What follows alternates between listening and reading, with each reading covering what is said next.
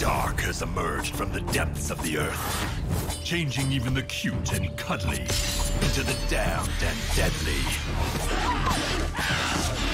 It is up to you to build your arsenal and set forth on an epic journey.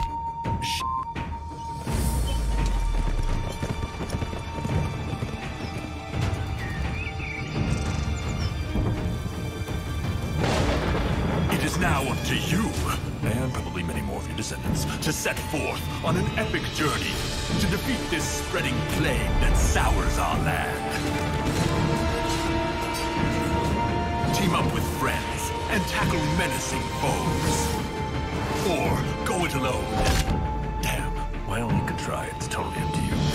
Join a massive online adventure to help rid the lands of this mysterious and nearly unstoppable force. Nearly unstoppable.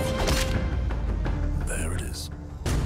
Play for free and be among the first to help build the Heartlands into something your ancestors would be proud of. Survived by.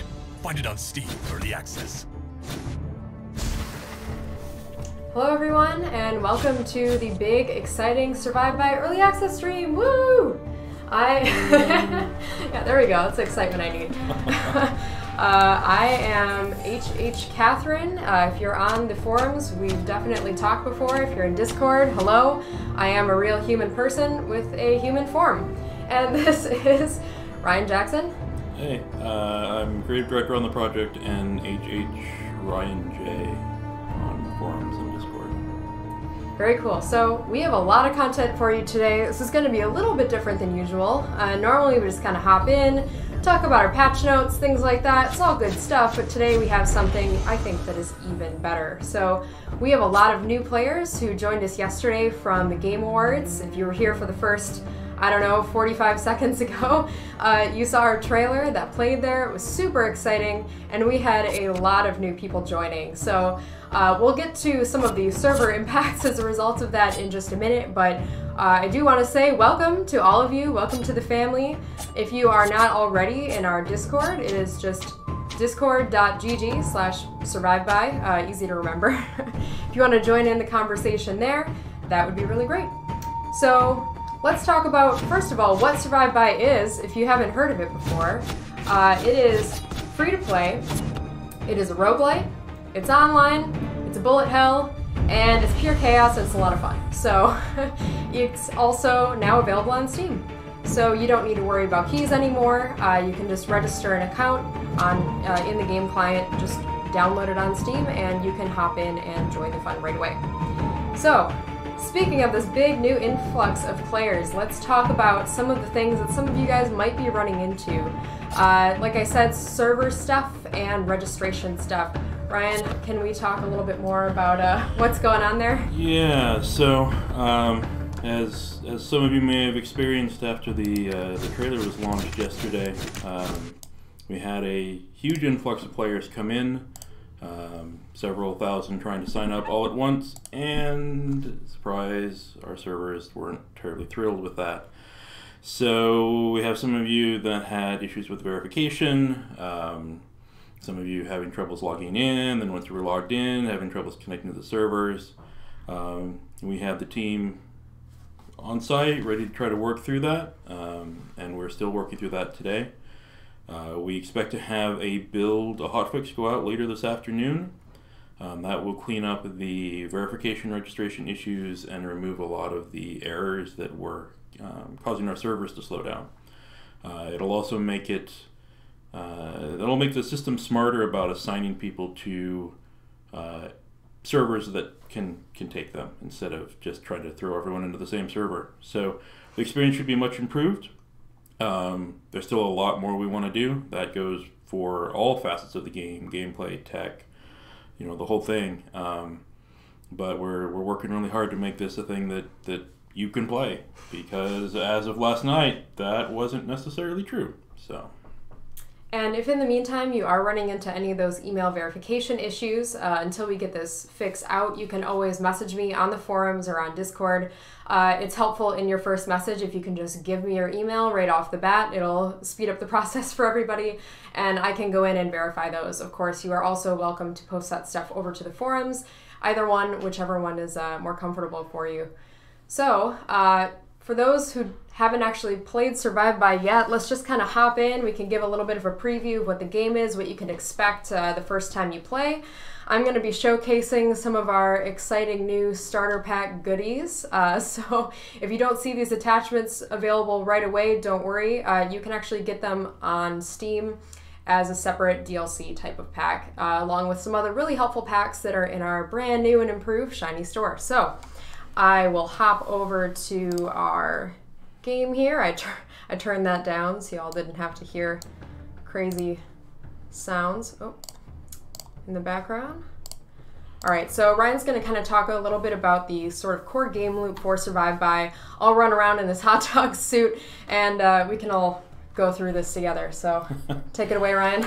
So there's a lot of standard RPG actions that you do over the course of this game. So the basic idea is you log in, and depending on what level you are, where you're at, you have a number of goals or challenges. And one of the best places to figure out what you should do or what you can do is our challenge board, which is near the entrance. So when you enter with that, you're given a list of challenges that you can complete for Bloodstone. Bloodstone is one of our currencies that we use to sell all sorts of stuff for it. And of particular importance here is we actually have a vendor tucked away in the on that little left road that allows you to exchange Bloodstone, or to post Bloodstone or Electrum for each other. Let me try that again in a way that makes more sense. So you can post Bloodstone for Electrum, or you can post Electrum for Bloodstone. So this is the exchange. This is how players. This is an entirely player-driven economy. So the value of Electrum and the value of Bloodstone will depend entirely on how valuable the players find those two currencies.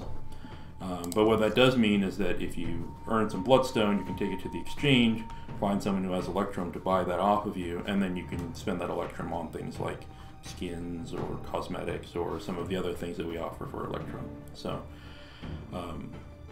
that's one of the core loops for advancement. The other core loop is our bounty system. So when you're ready to head out in the world and start killing things, as you do that, you have the chance that they will drop a bounty scroll. And that will give you someone to hunt. Now we do have, Catherine is a vicious monster in this particular case right here. You can see all of the enemies giving up with those white flags over their heads. They have acknowledged that she is a monster. But that also means that they're not going to give her what she's looking for. They're not going to provide any scrolls. So she needs to head somewhere a little better suited to her skills.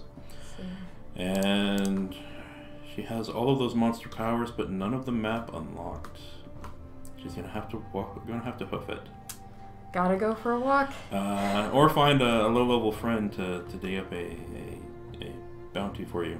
That's a good idea. So while she's walking here, Survive By. That's a lot of bullets. Get distracted by my own game here. One of the loops for Survive By is you kill monsters. A monster will drop a bounty scroll. That bounty will be a bigger, tougher monster out in the world. And that monster has a chance to drop a dungeon key. You take that dungeon key into one of the local dungeon entrances, and it'll open up a procedurally generated dungeon for you that you go through. There's a boss at the end, and that boss is where you start to get your drops. They'll drop items and crafting materials. You come back here, you talk to the craftsman, and you can pick up your upgrades that way. If I have any silver, let me check it out. I do. Zoop. So this is one of our later zones. This is the Weeping Fissures.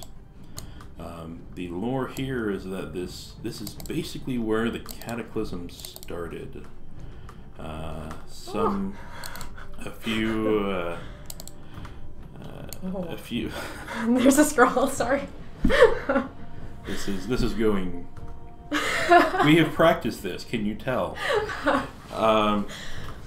The Weeping Fissures. So, if you look at the mini map zoomed out, you can sort of see this kind of shattered landscape, and the epicenter of that is a dungeon here called the Monastery of the Rift.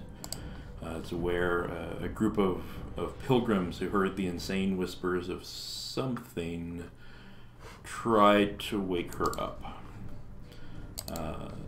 So that's out here near the end. The place is inhabited by a number of nasties that we will probably never see, unless Catherine turned on God mode. I did. I can't die in the middle of our preview, Ryan. I don't trust myself. Not today. Not right now. So it's... Dying is a fairly important part of the game. It is a permadeath game. So one of the means in which you're going to progress is by dying, and the deeds of your character are going to basically cement the legacy of your character, your whole family line. You know, my father's father and his father before him, they did this great thing. So you'll build these legacies up, and you'll make them more powerful as you play, and that's where the meatiest part of the progression comes from. Because if Catherine were to die here, she would lose that bow, she'd lose whatever armor she has, but the legacy of her family lives on, and the next character she makes that's part of this family will be more powerful because of that legacy. So that's one of our big efforts here, and it's also going to be one of our primary focuses in the next month or so, is to take that system and give it a lot more impact, a lot more importance. We want it to be a way for you to make almost like a build or like your choices along a character tree. Get out of here. It'll get out of here if you kill it. All right, here's our loot bag. We got some charms. Right. So charms are they're part of the equipment system. Probably don't want to get into that too much because we're in a higher level location. But essentially, you can put at higher level gear can have sockets, and you can plug those charms into the sockets to obtain some additional benefits and to further customize your character. I'm going to return to the tower. I'm going to turn off God mode. I'm going to pick up a dungeon key, and we can try our luck in a dungeon. We can see what dying looks like now. Ooh, what's in here? Does the train come through the mic? You're right. Yeah, absolutely. We're right by a train station at the studio, so... It's a decommissioned train station where our offices are located, so it makes for meetings. It makes for a good time for meetings when the trains come by. Alright, let's turn that off. And where can I get keys, Ryan? So the treasure hunter, she sells a number of things for bloodstone, and she also sells keys as well. Some of the keys she sells for silver, which is a currency that just drops from enemies, but the rare keys she does sell for bloodstone for the harder dungeons. Good stuff. We're not chicken. Let's get... Well, I might be chicken. Let's pick one of these. What dungeon do you want to run through, Ryan? Feeling brave, I see. How long do you want to survive? Let's go with a shorter one. We'll go hard mode next time. How about one of these? Because we have a lot of content to get through, so... So the Forge of Corruption can be fun. That one's pretty cool. That's one of my favorites. Boop. Good stuff. So the Forge of Corruption is a dungeon located off to the east and near the ruins of a village called Harsa. Harsa is one of the locations where humanity was sort of driven away by one of the old homes for humanity, and then the Chimera came and sort of waged a genocidal war, and the humans were forced to flee back to the tower. So this dungeon is about halfway through the initial narrative, and is your character's attempts to basically strike back. You know, you've had a little bit of success in the previous dungeons, and now it's time to go after some of the bosses of the invasion that have sort of settled around Harsa since the city was taken. And you'll see this resin all over. This resin is a sign of that invasion, and it's really heavy in this particular zone. That the orange cube. So how many people can come in this dungeon with me? Oh, we changed that recently. It's either 6 or 10, I don't recall. The higher the dungeon level, the fewer people will be able to come in with you. But early on, we definitely err on the side of cooperation and getting as many players together as a group as we can, because the game's just more fun when you're together with other people. So definitely. And we've got an altar here. I can interact with that and get a little temporary buff. Yep. So that is it'll be with you for a couple of minutes. Give you some extra survivability. And these materials you see on the ground, they're crafting materials. You pick them up, and those will turn into gear, weapons, armor, items, that kind of stuff. Some of that gear you can earn from bosses, but we also give you the option to farm it up as well. It's one of the ways we try to keep the RNG from being particularly difficult if things don't quite go your way during a particular run. So what happens when I get to the end? No spoiler alerts, but you know, I want to know. The end of this dungeon? Any dungeon. What's there? There's a boss. No! Oh no! Oh no, we gotta get there and find out though. Try it. You're gonna train everything in this dungeon behind you. Don't stop running. There's 70 things behind you. I know. I gotta go. Gotta go fast. So there's a boss at the end of every dungeon. These bosses are unique encounters that should entertain and challenge most players. Challenge becomes the more... No! Okay. No! That wasn't a boss. That was a bug. But I look so cool. What are these? Where can I get these from? That was a bug. So that is a gravestone. What, seamstress sells those. Mm-hmm.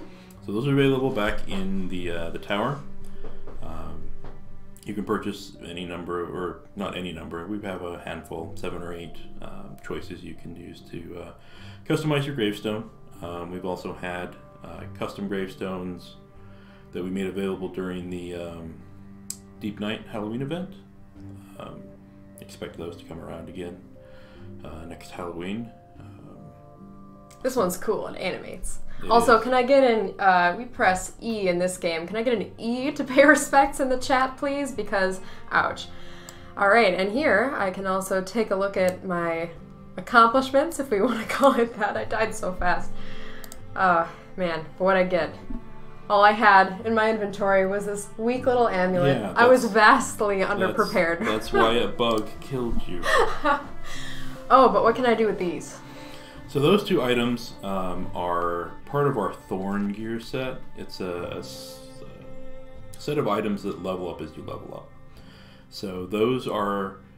so this particular screen, what this is talking to, or what this is communicating to you is that, you know, just like the Swords of Legend, you know, Excalibur for King Arthur, Balmung for Graham.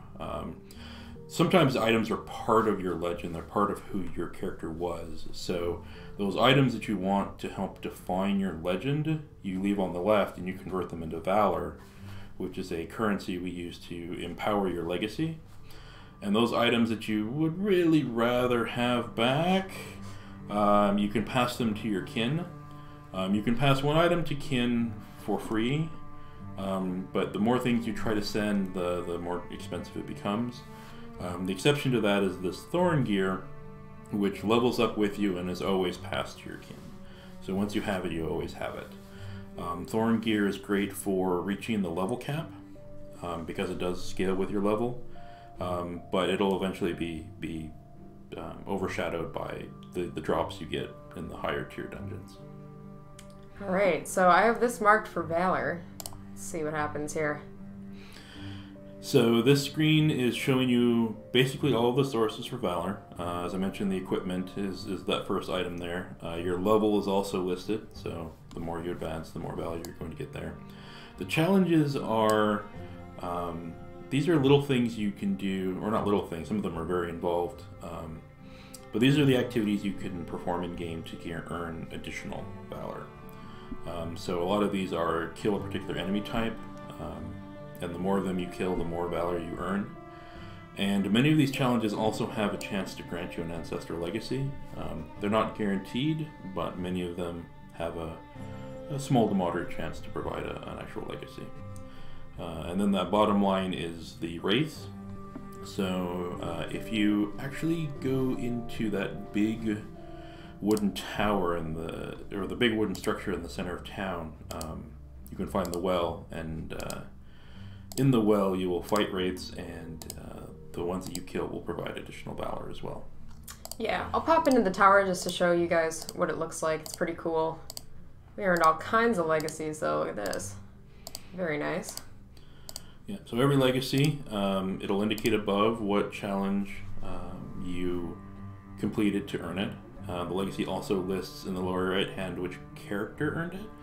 So you'll be able to follow over the course of all of your characters which ones mattered the most to your character history by tracking those names. And there was a nice one that came up. I believe you sort. Yeah, you sorted. Yeah, I'm just sorting out some of the lower ones right now. Let's go back to this one. Yeah.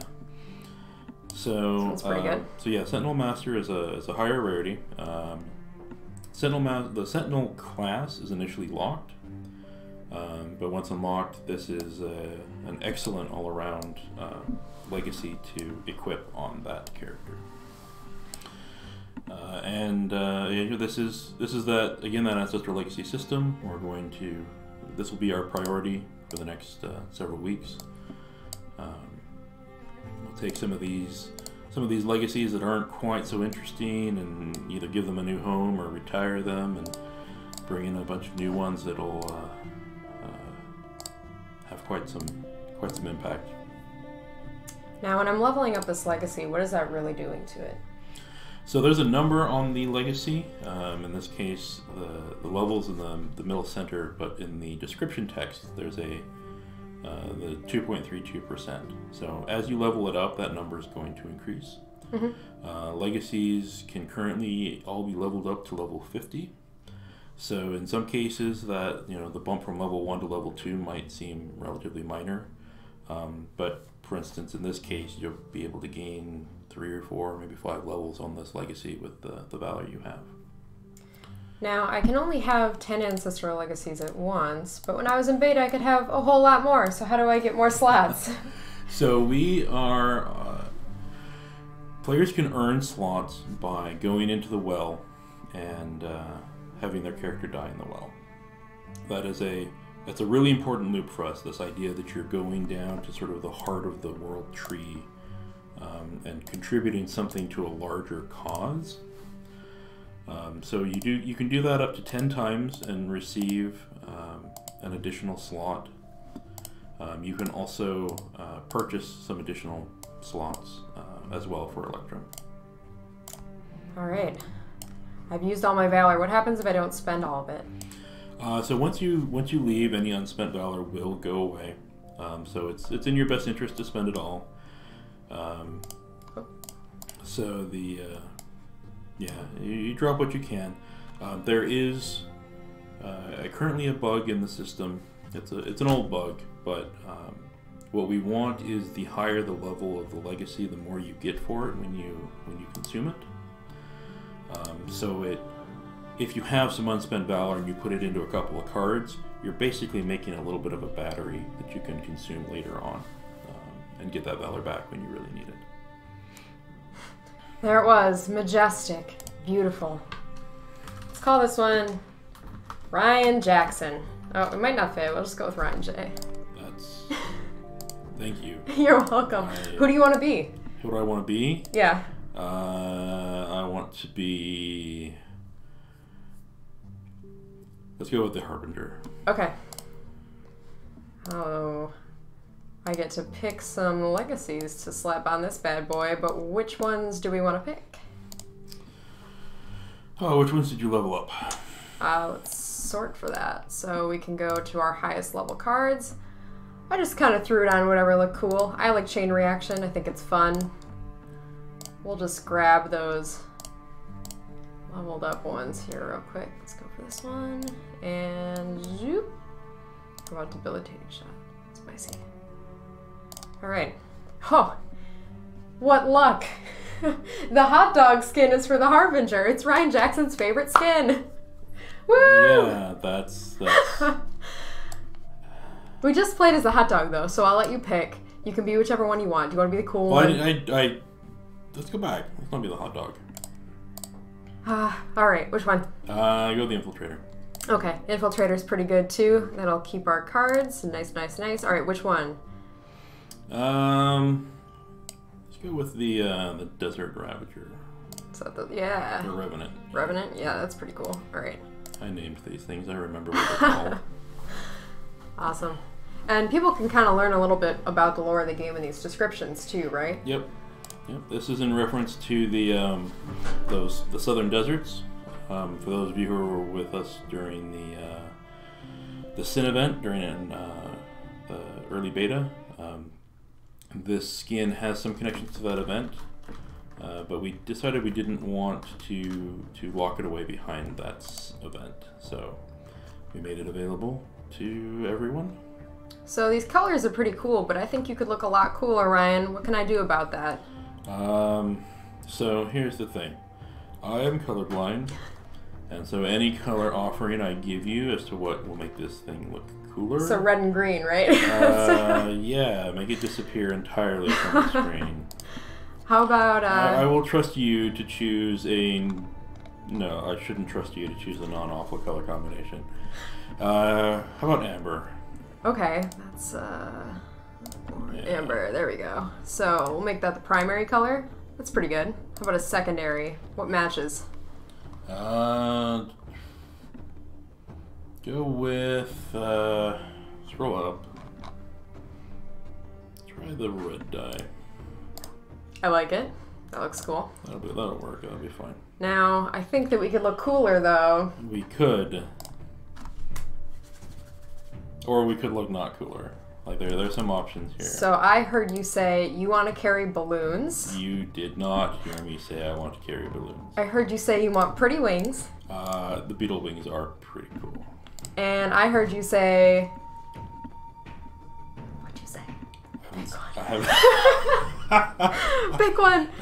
Thorns. I like the thorns. Alright, alright. Okay. Oh, ooh. You look so fly. Literally, because of the wings and the balloons. They're very floaty. Did you? I didn't plan for that, but it worked out great. I think you're a liar. I think you've been planning this for several days. Plotting. Okay, so where are we now? So this is the terrace. You have gone into the central tower, and you're sort of near the base of the world tree. From here, you can access our hard mode dungeons in the sort of that top ring. These are the dungeons that take some of the existing dungeons, make them longer, make them more difficult, give the bosses more tricks, and also have some of the best gear in the game. And then at the bottom half circle is where our raid dungeons are. And right now we only have one. It's our first stage of the Conduit of Fire. That is our most difficult dungeon presently. But if you wander around here, you'll see some interesting set dressing we're not quite ready to talk about, but you can use your imagination. Plan is to bring this all online give players a wide variety of choices for the end game. Good stuff. We're almost there. I'm giving you guys the full tour, okay? There's a lot of cool stuff. Let's go over here. And there it is. Conduit of Fire. And that one you have to be level 25 to play. Alright, now I'll take one more sneaky peeker over here. What could this be? Ooh. I like this one. Alright. Let's go back to the tower. And what do you guys think? I think that we've basically taken a pretty good look at the Heartlands, right? We want new content. New content. New content. Let's go to some cool stuff. This is the well, by the way. I'm ready to switch over. If you are, Ryan. Yes. Okay. I think we're good. All right. Well, you looked awesome for the time you were in game. All right. Let's switch over here. And bring this one up. Good stuff. All right. Oh, I want to make sure I can see everything. But okay, so what does early access mean for Survive By now that we're here? More game. More game, yeah. So in our beta, we've been putting stuff out every 2 weeks, and that's going to continue. Just because we're in early access does not mean that we've stopped listening. In fact, we have to listen to a lot more new folks now, right? Because we have thousands of new players joining the game. Yep. Exciting times. We've had a population, our concurrency has gone up 200%, something like that. Good stuff. Thank you all for joining us, of course. And all of our alpha and beta testers have been rewarded accordingly. You all are looking fancy in your next of kin starter pack and your starter pack as well. So let me pull up Twitch chat too so I can see that at the same time. Don't want to miss what you guys are saying. Okay. So here's a little journey back through time. Let's take a quick look at what we looked like back in alpha. Definitely just a little bit different. We're missing some things out here. Not as many cool stamps. There aren't as many buildings. Characters are looking a little bit different. The beasties are looking different. The entire ground texture is also different. We have all new grass now. And you can kind of see how different that is next to... Oh, come on. All right, you just saw it. We just played through the game, but it's very, very different now. We've got all kinds of new, oh, come on. Yes, all right.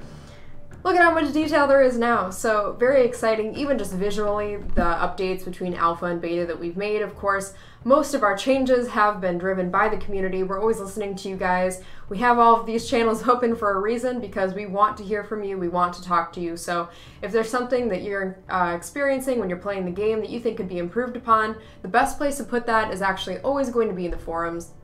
I'm always down to chat in Discord about things sort of casually, but things tend to get lost in all of the memes and the hype, right? Discord chat moves pretty fast, so if you really want it to stay there and to get the most visibility between everyone else on the team, the forums is going to be the best place to do that.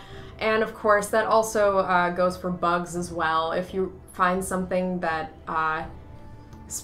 a big deal, please post it to the forums, and then that'll be easier for me to share around with the rest of the team too, so that we can fix that for you. All right.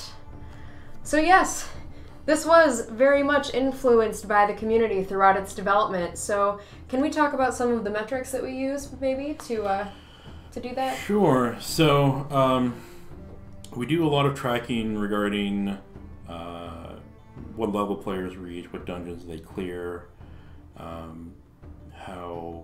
how far they're advancing through the game. We track what they engage with, what they don't engage with.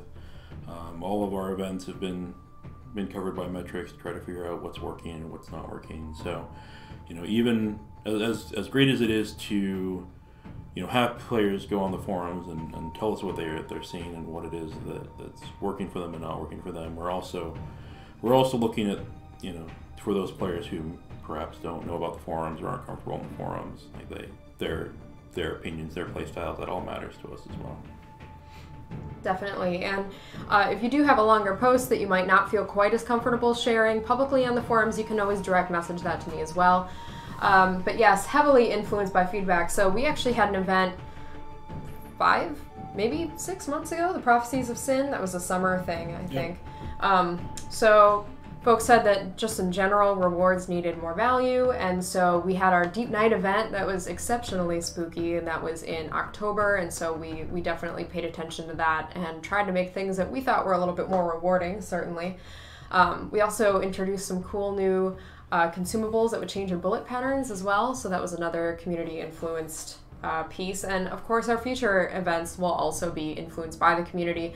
Every new thing that we put out is an opportunity for us to get more feedback and to keep iterating and making things better. And of course you guys were vital in helping us find bugs, exploits, things like that.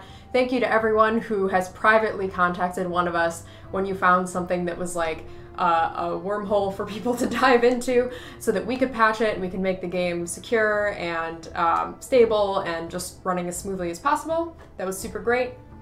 And the crafting queue actually is a community suggestion that we have implemented directly, but just in general, when you guys are posting to the forums with your suggestions, a lot of those things are being put straight up into tickets and being shared with the team, and we're working out action plans for them. So it's really exciting stuff. If you suggest something now that you may not see go into the game for a while, it certainly does not mean that it's a bad idea, but we will get to things as we can. There's all kinds of new content that we have coming out down the line, which we'll get to in just a minute.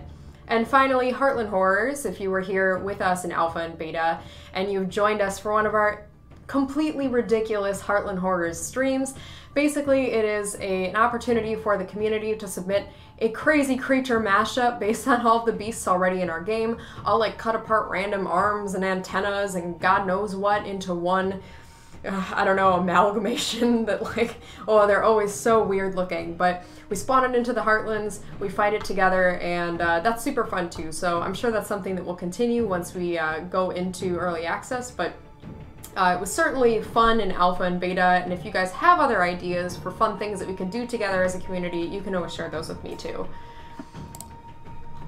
Alright, I think it's time. What is new? It's not time yet. Ha! Joke's on you! Crafting queues launched, so like I said, that was a community requested feature, very exciting. Craftsmen now have queues that can be used to craft multiple items. It just has to be of the same item for now. And that doesn't require your input, so that's super nice. And the size of that queue, of course, is then connected to the level of the craftsman. So if you want to add more items to your queue, just keep leveling that dude up, and we will continue to improve upon that UI in the future. If you've been on our forums before, we have a hot topics section, and in that section we kind of go over our plans or our hopes and dreams and aspirations for crafting UI and what these queues will look like. If you want to pop in and just view some of those videos, give us your thoughts, that's always welcome.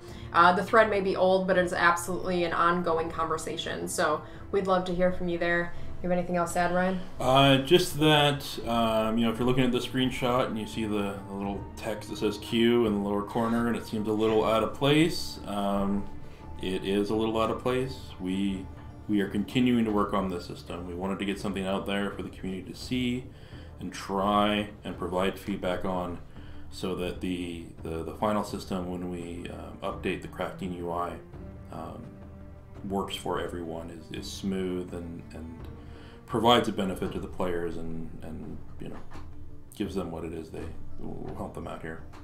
Definitely. All right, and our daily login rewards launch. So this is exciting stuff.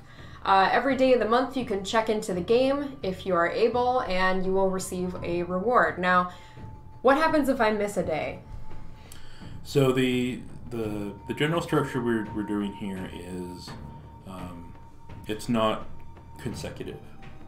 So if you log in on day 1, you get the first item, that's fine. If you log in on day 2, you get the second item, that's great. And if you miss the third day but come in on the 4th day, it's that third item you'll pick up. So as long as you, in the case of this example on screen right now, it's got 24 entries on it. As long as you log in at least 24 days during a month, you'll get everything on this list. And how can people access this? We're trying to get it to open up for you automatically when you log into the game. I was gonna sneeze. Sorry, go on. But there's also a button in the on the main menu that allows you to access this. All right. Good stuff. So yeah, there's some pretty cool things in here. Now, is there anything that is off limits for daily login rewards? Anything that we definitely won't be offering players? I don't know. So, when we first talked about this, we thought about, okay, do we want cosmetics to be in here? Do we want like a skin to be in here? Oh, yeah. And initially we thought, no, I don't think so. But then we decided otherwise. So for the month of December, there are 2 attachments that are part of the daily login reward. From that particular screenshot, the wings and the orbiting gusts of wind can be obtained through the daily rewards. The whirling at the feet is from somewhere else. All right. Ooh, what are these? These are the Steam packs that we talked about before. So if you played in alpha or beta, you automatically got the starter pack. I know we've been having some issues with these XP and drop rate consumables disappearing or something like that. If that does happen to you, just reach out to me. We'll make sure that no matter what happens, your account is squared away. Just because it is lost, that's on us. You won't suffer for it. Just please reach out to me. Again, forums, Discord, carrier pigeon, something. And if you made any sort of Electrum purchase during alpha or beta, you will also get that next of kin supporter pack, which comes with all kinds of goodies, including the hot dog emoji. So good stuff there. And finally, we've got that birthright supporter pack. A lot of really cool stuff in here. These are all a really good value for the amount of Electrum that you get. And anyone is able to access these. They're on the Steam store. It's sort of as a separate DLC type of thing. So if you weren't in the alpha and beta and didn't get one automatically, of course, you can always still pick up a starter pack and things like that. Yes, the Ancestral Legacy Reduction. Let's talk about it. So I mentioned this a little bit earlier while we were playing, but the Ancestral Legacies were becoming cumbersome. The previous limit was 200, and that limit was very arbitrarily set. It was a decision made predominantly for networking and technical reasons rather than that we really felt that this was the best way to experience the Ancestral Legacy system. And what we saw was people were accumulating a lot of cards that didn't have value to them. They didn't hurt to save them, so it just became this tedious grind to every time you would die, every time you wanted to manage your Ancestral Legacies in some way, you had to just sort all of this data, and there was only so many control on screen at a time, and you'd have to drag, and we had some sorting features there, but it just wasn't fun and engaging, and it wasn't asking players to decide what they wanted their legacy to be. So by putting a stronger cap on how many legacies you can have, it asks players, well, who do you want to be? Because you can't be everything now. You have to be, you have to decide what your identity is going to be, who you're going to be. Are you going to be a sentinel, the sentinel build that you really like, that you got enough, some nice cards out of, or is your main character gonna be the harbinger with some great cards there? So this is also just the first step. Simply reducing availability is kind of, it's not great. But part of the reasons why we did it now is, since we did do the wipe recently, that was really the only opportunity we had to make this reduction and not screw everyone over. So just ask for a little patience. This is the first part, the most painful part of the Ancestral Legacy rebuild. It'll be, when we come out the other side, it'll be a better, more interesting, more enjoyable system. I'm looking forward to it. Oh, Okay, now we're here. What's next? So, what is this? I know. I'm just waiting to see how long you'll hold that face. Forever. So, the invasion system. So, one of the requests we receive from players often is they would like just more stuff to do out in the Heartland. You know, we have a few quests out there, and we definitely want to add more. And we have the challenge board, and the challenge board is a little underwhelming right now. We definitely want to do more with that. And we're talking about class quests as well. We want to do more with that. So much content. There's a theme here. There's a lot more we want to do. But what this is a dynamic event. So rather than being the kind of event that is only there for a couple of weeks and then goes away, this is something that's going to happen all the time. Essentially, the Chimera are going to mount an attack against the waypoint shrines that are throughout the Heartland. For those players who were in the beta over the last couple of months, you'll potentially notice that our shrines that used to just be out there now have all these fortifications around them. So that was leading up to this event, leading up to this attack, essentially. So the way the system's going to work is there will be an announcement in the game chat and in the game minimap that indicates when a shrine is about to come under attack. When that happens, players can go to that shrine and there will be a local commander. If you donate gear to his war effort, he will spawn in extra guards, and then the Chimera will come in waves, and your job is to keep the local commander alive. If you do, he will give you an item that has automatic imprints on it, and if you don't, the waypoint shrine will stop being usable for an hour. And so for this event, we are introducing a new enemy type. This is the catapult that's on screen, plus we have the ballista and trebuchet in progress. We'll bring those online as we can. These little buddies down here. And the the thing about these guys that surprised me even now is that these guys are big.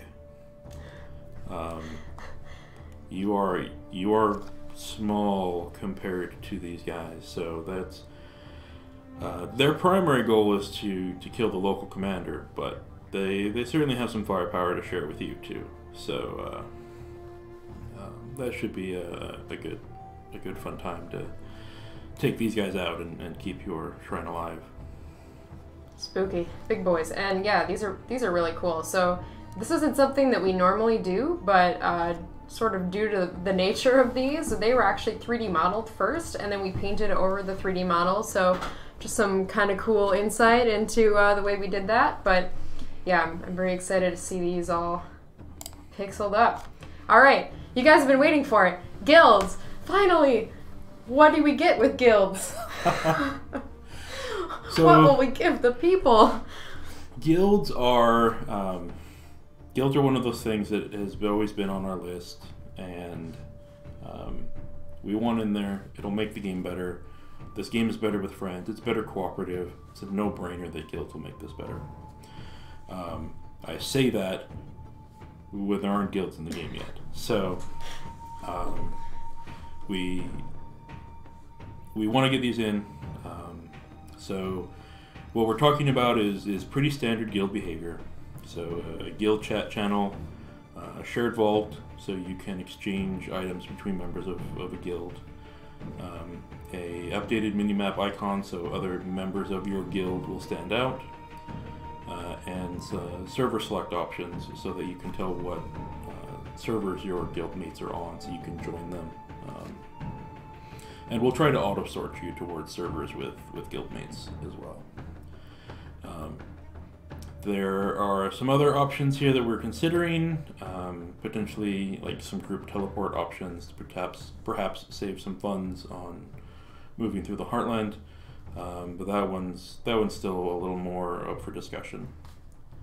Unfortunately, the part of guilds that I think most people get excited about is going to be really technically challenging for us and probably won't go live with the first implementation of guilds, and that is a shared space.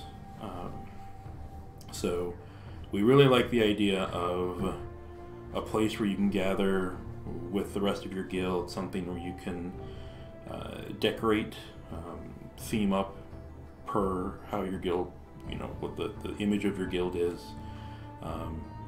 but allowing that kind of dynamic change into the environment is really tough on our systems. So we don't have a good answer yet for how we can do that. So we hear you, we want it to, we think it'd be a great option for bringing players together. We've even talked about a potentially customizable afterlife, but I didn't say that. So yeah, we want it, but that one's going to be a little ways out, because it is technically tricky for the way this game is built. All right. Quest and mission system. Sure. So right now, when you go to the bounty board, you have a level 1 option, a level 5 option, and a level 10 option. And there are things like kill 10 chimera, or craft 4 items, or do 10,000 points of damage. They're functional, they serve, they are extremely boring. They're not interesting things. So we really want to go into the quest and mission system and do a full top to bottom evaluation of what you're doing and what those rewards are. So we, on the one end we have the achievements, which are the things that you only do once per account. These are things like, right now, they're things like get to level 25 on the Sentinel. That's an achievement. You get that reward once.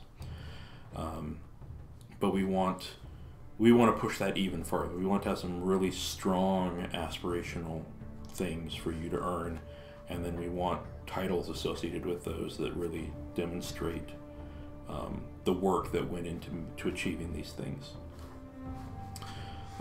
Then we have the challenge system, which is a step below that. Challenges are like achievements, except they're something that any character you make can do.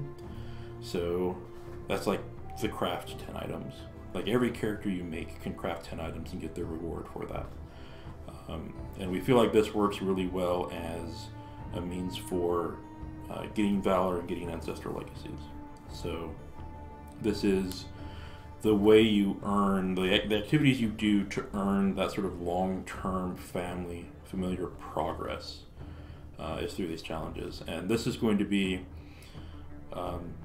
this is the one that's probably going to require the most work from us to make right, because right now those challenges are those really boring things, and we want to shift that around, and we want to have a quest chain per zone kind of thing. So if you follow the quest chain with the lion civil war that happens in the south, we want one of those for every zone, and we want your engagement in that quest chain to be level appropriate, power appropriate, so you're not just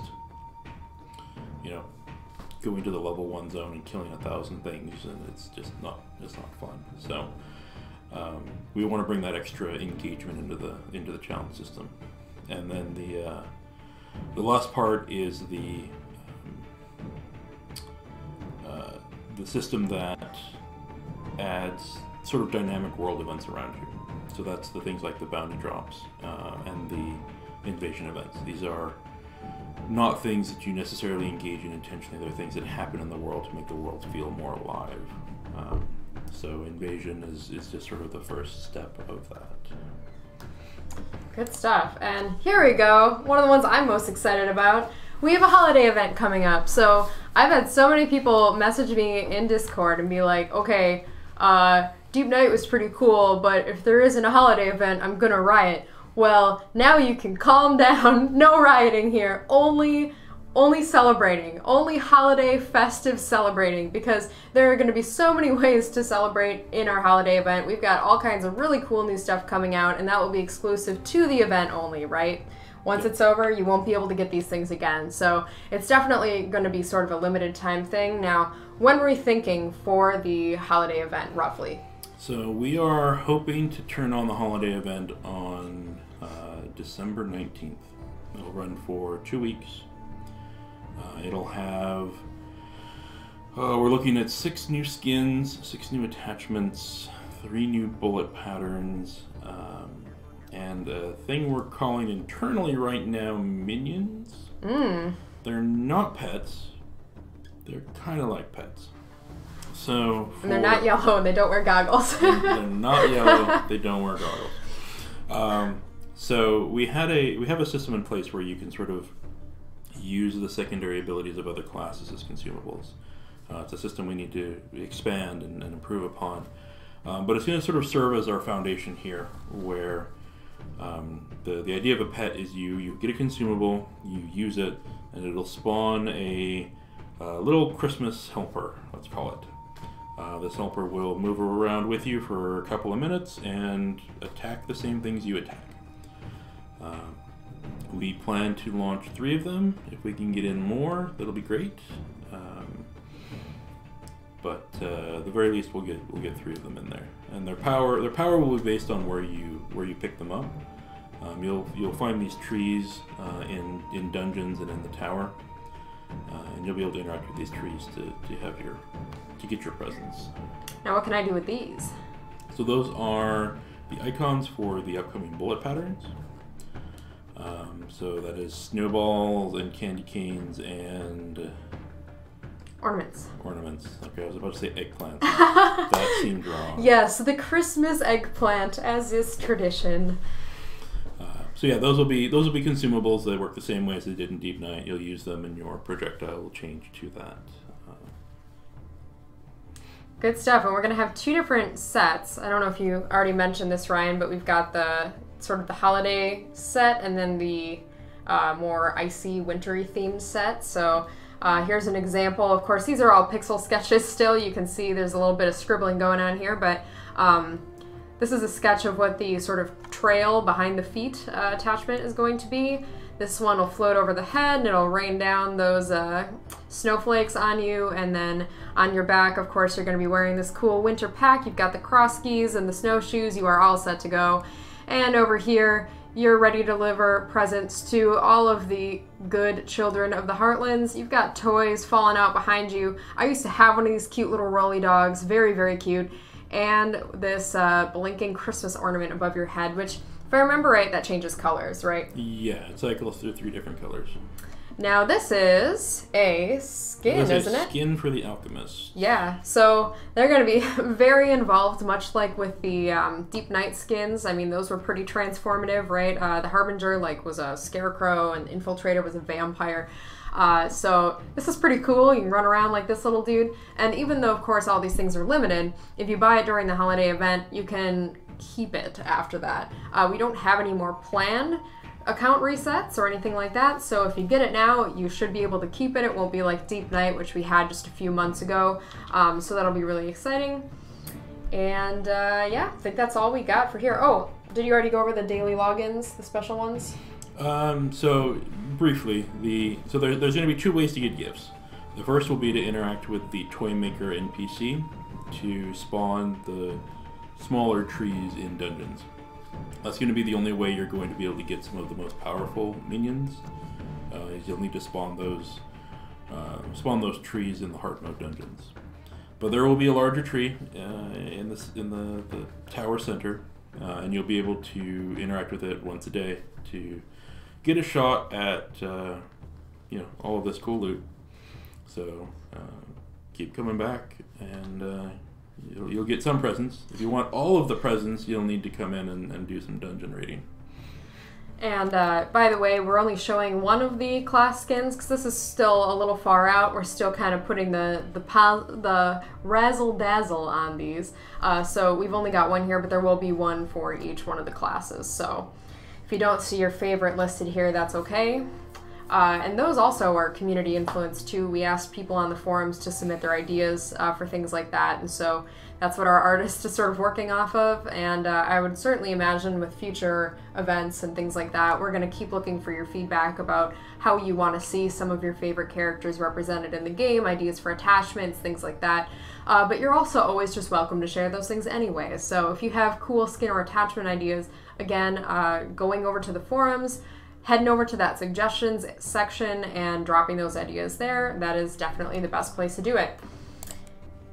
I think we've hit everything. So we only planned the stream to be from 3 to 4, so we want to make sure that we got through all of our content in time, and it's exactly 4 o'clock, so that's pretty good. We're pretty good. But I've seen a lot of comments in the Twitch chat, so real quick, for those who have limited time, thank you all. That is all of the content that we'll be showing for today. Of course, we will be putting out a new update 2 weeks from now, right? Or from Wednesday? No, from Wednesday. Yeah. So the 19th will be the next.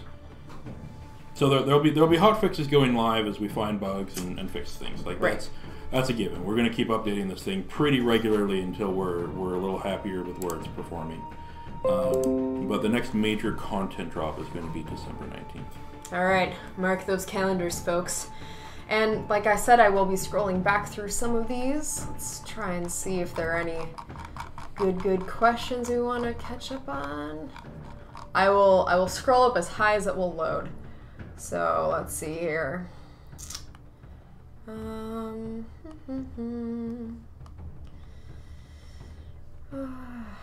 Nope, we don't plan on resetting characters or accounts again. That was our last planned account wipe.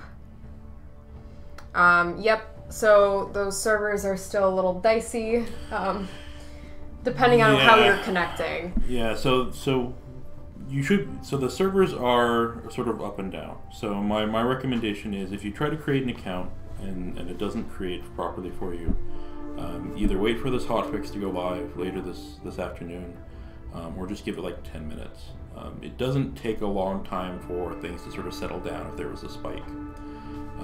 And that goes when it comes to logging into the game and playing the game as well, there is a server select option from the settings menu. So if you go into settings and then there's server select, you can typically try different back-end server locations, and most of those will work better than the default ones. Like the default US 1, US 2, those can be a little dicey, but if you were to try US, like we were on US 7, 5, 8? I think we were on US 7. Okay. Yep. If I say enough numbers, I'll guess right eventually. There's only, 13 of them now, right? Yeah, so there's 13 US, 13 EU. We're still only 3 Asia, but we'll be expanding that as well. And again, once we have this hotfix go out, it'll greatly increase the reliability of that server select option, because sometimes you can cache data. If you don't know what that means, basically an old list of servers will show up in your client. So we've got some changes in place to make sure you always see the latest and greatest list. All right, and someone had asked when the packs will go for sale. It looks like you can actually hop in and get those right now. And we'll probably have some Electrum sales coming up in the future, right? At some point, we'll maybe do that. So what we're going to do is follow the same, or follow a very similar process that Digital Extremes does with Warframe, and that is their Electrum coupon system, or their platinum coupons for them. It's Electrum coupons for us. But that's the option we're going to explore for limited term discounts. All right. Is there a specific channel in Discord we should mention issues or recommendations? So, issues. If it's something that you think is affecting everyone, definitely DM me. If it is affecting only you, Discord, just again, DMing me is also probably the best. But just in general, if there's a suggestion that you have, you're definitely going to want to go to the forums If you find a bug that isn't game-breaking, like some UI looks kind of weird or something isn't quite showing up the way it's supposed to, again, the forums are going to be the best place for that. That is going to be easier for us to kind of be able to review it. The worst place for you to put it is going to be in that general chat where things are moving super, super fast. If it's really, really important, you definitely won't want to do that. So once again, forums are definitely my friend. It is easier for me to find things there, but if you're trying to get help with something like account verification that might have some more sensitive content, giving me your email, things like that, then DMing on Discord is definitely a good way to go. Do we have this planned yet for Invasion? So the waypoints will be disabled per game server. So if you are particularly salty, you can log out and log into a different server and avoid the fair punishment of your failure to stop a catapult. Savage, Ryan. So brutal. Oh man, alright. Let's see. Also, just sort of a general PSA, I can't remember if I'd mentioned this in the beginning or not, but if you are seeing an error 400, that is almost always going to be a username password thing, so try entering those again. I can also reset your password for you if you want to ping me. That has definitely fixed a lot of problems for people in general. 401 can also sometimes mean that. It's a little bit more general. Yeah, so so the way the network errors work is they start at a high level of granularity and then sort of fall down into a more broad granularity. So 400 and 401, those are basically errors where the system isn't quite sure. I mean, the system knows a little more about what happened, but it's not programmed to tell us precisely what happened. But in general, the 400 and 401 errors are still heavily based around incorrect passwords or accounts that aren't activated or incorrect email addresses. We are currently running into an issue where Steam allows you to register multiple Steam accounts with the same email address, and that's wreaking havoc with our database. So we're in the process of trying to fix that, and we know when that goes down, that's going to cause some trouble for people as well. But it's something we have to change. I think this person, it looks like it's supposed to be Mr. Potato, but it's pronounced all fun. I won't even try. Can you get Electrum without real money? Definitely. Definitely. We've made sure that everything in the game, including cool cosmetics, which typically in a lot of other games are only offered at a premium opportunity, you can unlock anything by just playing the game. We kind of went over some of that in the beginning about that game loop, but basically get that bloodstone, put it on the exchange, turn it into Electrum, profit. That's probably the best way, right? Yeah, so that player exchange is the primary way in which Electrum is sort of spread through the economy. We are talking about a few alternatives that are still in the discussion phase, but we take the feedback that the monetization isn't fair very, very seriously. So I'll go out on a limb here. The next build that goes out is going to provide everyone an increase in their inventory of 10 slots. So I said that we are not trying to make a game that gouges you. We're not trying to make this money grabbing. We're not phoning this one in. We want this to be fun. We want you to be able to play this game and enjoy it without spending any money. So when the community, when we get that feedback that the initial amount isn't covering it isn't making the game fun, we take that very, very seriously. All right, let's see. Is there a cap on how much valor can be earned from any ancestor? No, there's no cap. There is a limited number of challenges. There's a limit to how high level you can reach. There's a limit to how much gear you could have in your inventory. And then there is a limit to how long you could live in the well. So there are limits across the board, but it doesn't all turn into a valor limit that I can say it's 1,000 or 1,500 or 50,000. all of the sources of income have differing limits on them. All right. Is there any plan to add Steam achievements? Yes. We'd like to embrace the Steam achievements, the Steam, the cards, that kind of thing. But it's not a huge priority right now. Right now, we have a number of systems in game that are definitely more important to us than those cards. All right. Let's see. How do hard mode bosses killed update? Is it after a delay or once a week? Oh yeah, the Zenith, right? We can talk about that. What is the Zenith? Explain. The Zenith system is us perhaps getting too clever for ourselves. What we wanted was a system where you would have a buff for a week, like this is double XP weekend or double drop rate weekend, that kind of thing. We liked that idea, but we thought, what if the players could actually influence what that was? If they could get in and perform something in game to encourage the XP weekend or the valor weekend, and back and forth. We went on that to end up with the influence system that we have now. Essentially, the hard mode bosses or the hard mode dungeons are all balanced very similar. One's not necessarily supposed to be more difficult than the other. So players at that level of the game have the option to sort of decide which ones they want to kill, and the ones that they kill will influence what those sort of worldwide buffs are. So it's an effort to try to get the community involved, but the check is made every week, and the buff lasts for the next week. All right. Let's see. Will there be a replay option for the intro stuff when you make the first character? So maybe the tutorial is what they're talking about? I believe so. So there is a setting option in the main menu that is to play the tutorial. So you can go back and play the tutorial again if you would like to see that. Good stuff. Will we add an Australian server? So our server, our host is DigitalOcean, and DigitalOcean has a few set data centers. They do not have a data center in Australia. The closest we can do is, I believe, Singapore.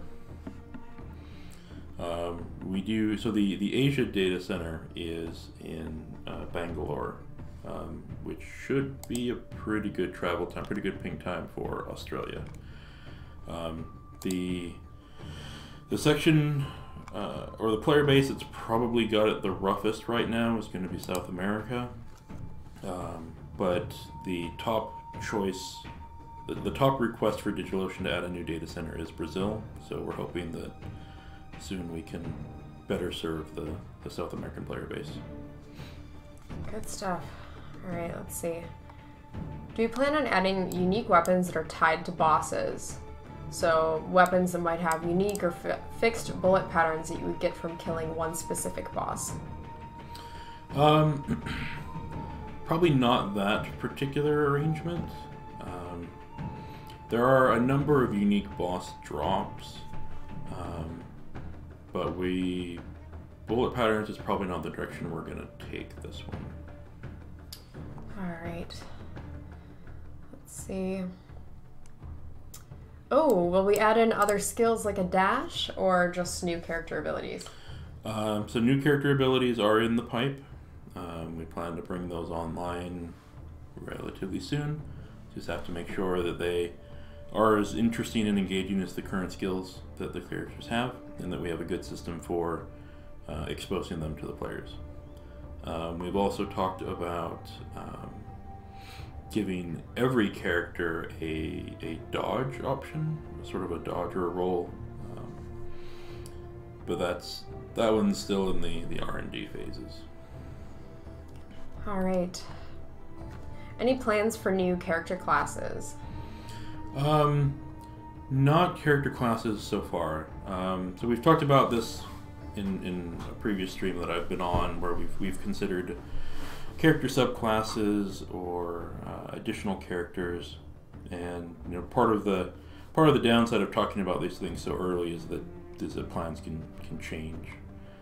So the direction we're going now is trying to treat our Ancestral legacies more like a character build system.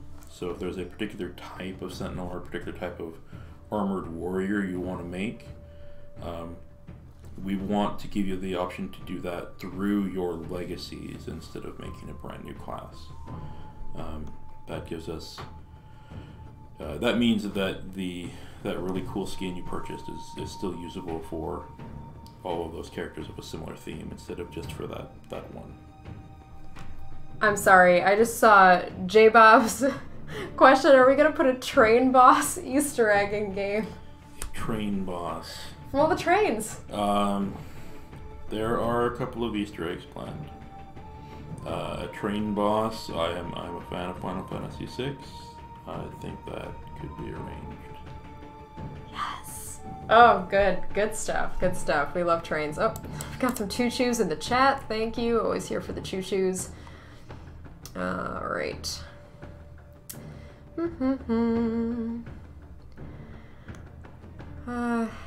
Anything else here? Oh yeah, so what about some of the lag that people might be experiencing in dungeons when you're kind of playing with your friends and you get far away from them and you can kind of see them beep, boop, all over the map? So we made some changes to fix that, and then yesterday happened. So we're working on it. We don't want that bouncing. That's not what we want. We don't think that's helpful to players to try to run down a character and have their location suddenly move. So that's near the top of our list of things to address. All right. I think we can answer just a few more questions if you guys have them, but I definitely want to get back to all of you. There are people for the last hour in Discord who need our help, so we'll answer just a few more, and then we got to go back to supporting the game. All right.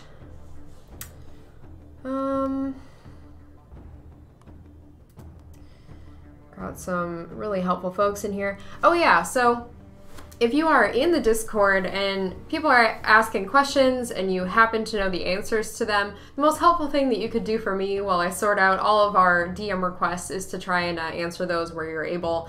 We had some folks hopping in last night, devs, the Game Breaker squad, all of you guys are super, super helpful and I really appreciate it. Anyone who's been helping hop in and moderate those things. Of course, we also have Slaxer and DJ Neon Knight, our loving admins in the Discord as well, so they're all really, really helpful.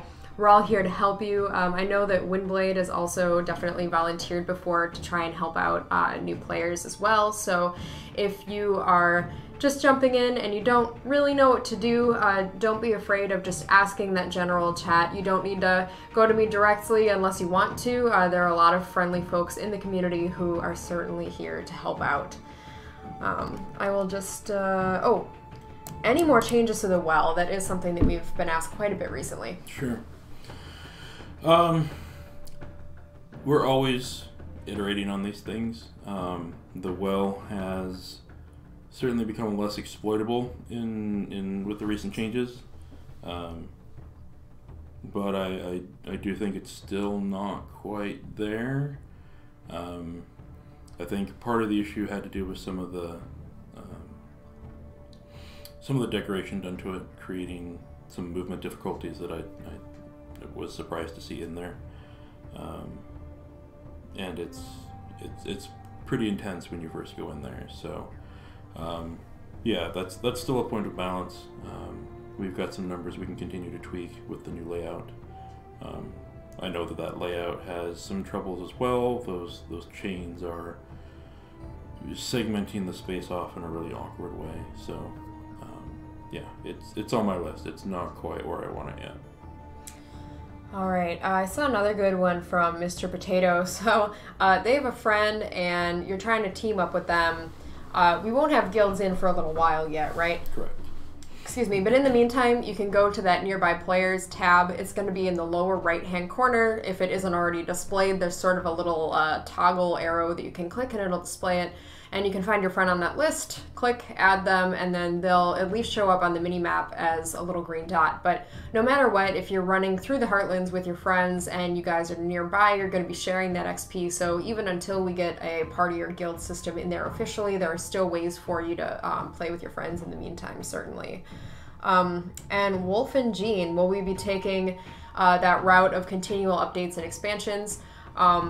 For the foreseeable future, yes. I think on our Steam page we say something about when the game feels just perfect, then perhaps, but I think that that'll probably be a ways off, especially since we just hopped on the new train, so let's see. All right. I don't see any other questions right away, but you can always reach out to us on the forums. Forums are definitely the best place for content-oriented questions like that. So thank you all for tuning in. It's really exciting to see so many folks tuning into our first early access dev stream. It's very, very exciting. We got balloons for the occasion, so we're happy you came to the party. And if you aren't already in our early access, certainly sign up and join us. If you have questions, feel free to reach out to us, and we definitely look forward to crafting the Legacy of Survive By with all of you guys. So without further ado, we're gonna go back to work, really. There's a lot to do. So thank you all for tuning in, and I will see you guys next week. Bye-bye.